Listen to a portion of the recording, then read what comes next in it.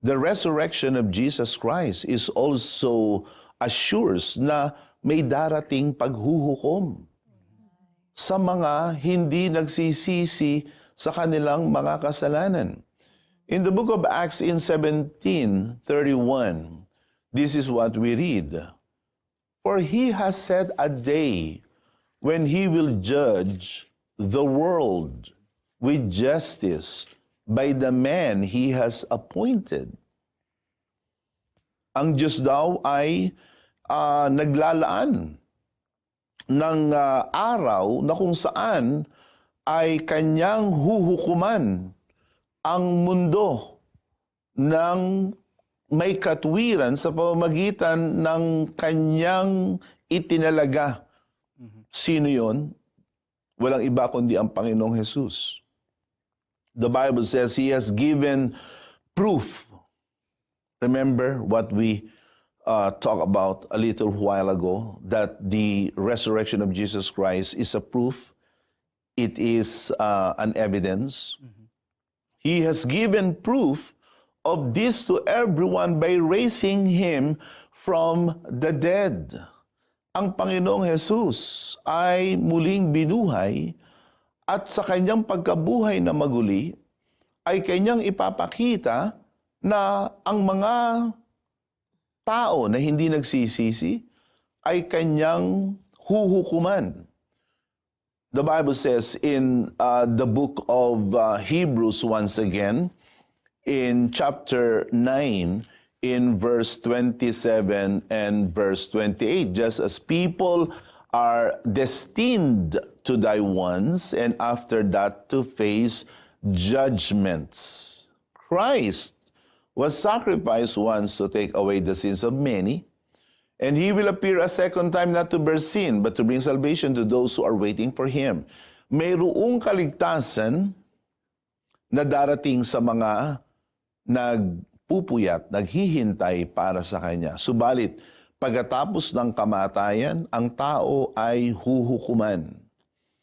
After a person dies, he will be facing God, and he will face judgments. At kung ang tao ay sa panahong ito ay nagmamatigas ng kanyang puso at patuloy niyang tinatanggihan ang alok ng Panginoon ng pagsisisi at siya'y nabubuhay sa isang panaginip, so many people are living their lives in some kind of an illusion, thinking that they are all right because they have some kind of religion already. There are people who don't see the need for them to repent because they say they are a self-made man. Maayos naman sila.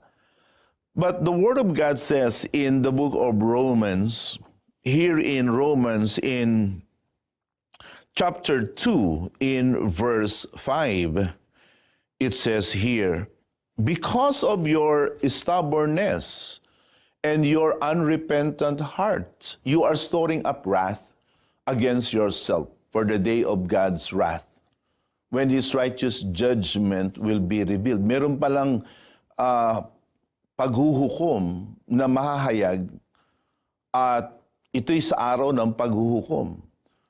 At sino ang huhukuman? Ang sabi ng talata, sa mga matitigas at sa mga hindi nagsisisi.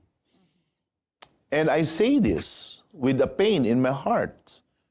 And as I could say it carefully, but this is what this program is all about. We serve you the truth. Kaya nga ang tawag dito ay oras ng katotohanan. At walang sinasabi sa Bible na ang katotohanan ay masakit. Ang sinasabi ng banal na kasulatan, ang katotohanan ay nagpapalaya. The Bible says, because of your stubbornness and unrepentant heart. Are you someone who refuses to repent? Are you someone who keeps on, dismissing this repentance thing? I want you to know what the Word of God says, that if we will continue, patuloy nating pinababayaan ang pagsisisi, nag-iipon tayo ng galit.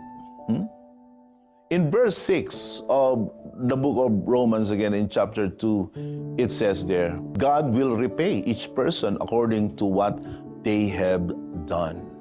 So there, ladies and gentlemen, at mga minamahal kong mga kababayan at mga kaibigan, iyan ang pinapatunayan ng pagkabuhay na maguli ng ating Panginoon.